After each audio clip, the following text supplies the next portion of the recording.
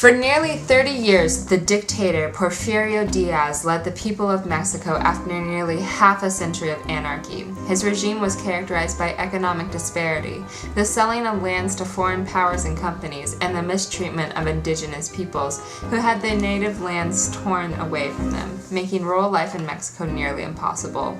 Although stability was brought to Mexico through Diaz's regime, the Mexican populace generally did not share his success.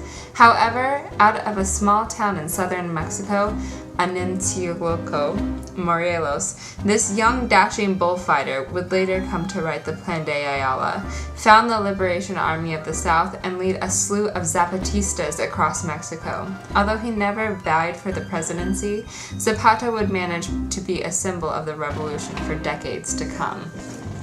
Zapata, born on August 8, 1879, oldest of 10 children, was orphaned at the age of 17. From the loss of his parents, he took on a natural leadership roles of his family. Proud of small-town farm work, but also a homespun academic and accomplished horseback rider, Zapata was looked up to by community members as he took positions in local office. As a Pueblo leader, agrarian issues had always been of interest to Zapata, as they were personally of great importance.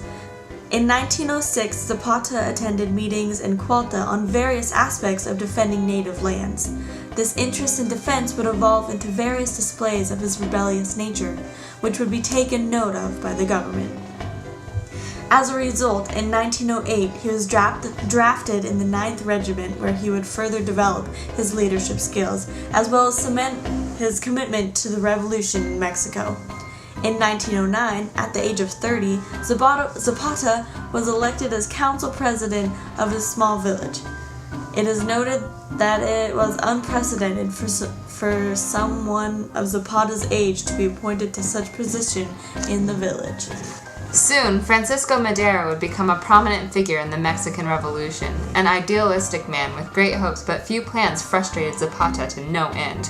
While both had many followers that were basically working towards the same thing, Zapata could not get Madero to make progressive enough movements towards agrarian reform. Zapata did not agree with Madero instituting an interim president, and by November 1911, Madero's lack of action resulted in the formation of the Plan de Ayala, which proposed policy on agrarian reform while criticizing Madero. After the murder of Madero in February 1913, Victoriano Huerta came into power. Although Zapata could hardly work with Madero, Huerta was far worse. Zapata, Pancho Villa, Venustiano Carranza, and Alvaro Obregón all worked together to drive the militant leader out of Mexico by June 1914. However, this alliance made with a common enemy would not last long. Soon after exile of Huerta, the four began to fight, resulting in Carranza dubbing himself provisional president. Obregón sided with Carranza while Villa and Zapata remained independent and continued to fight the good fight. The Zapatistas would multiply in number, incorporating women, many indigenous peoples, and even religious communities into their ranks, with the Virgin Guadalupe as one of their greatest symbols. Zapata's time as a living emblem of the Mexican Revolution and the agrarian movement would end upon his assassination on April 10, 1919, when Gonzales, after a very long struggle of trying to capture and kill Zapata, sent General Jesus Guajardo to murder Zapata. Pretending to switch sides, Guajardo invited Zapata to a meeting at which Zapata was immediately shot upon arrival. Although the Southern Liberation Army would soon fall apart, Zapata now lives on as one of Mexico's greatest folk heroes to this day.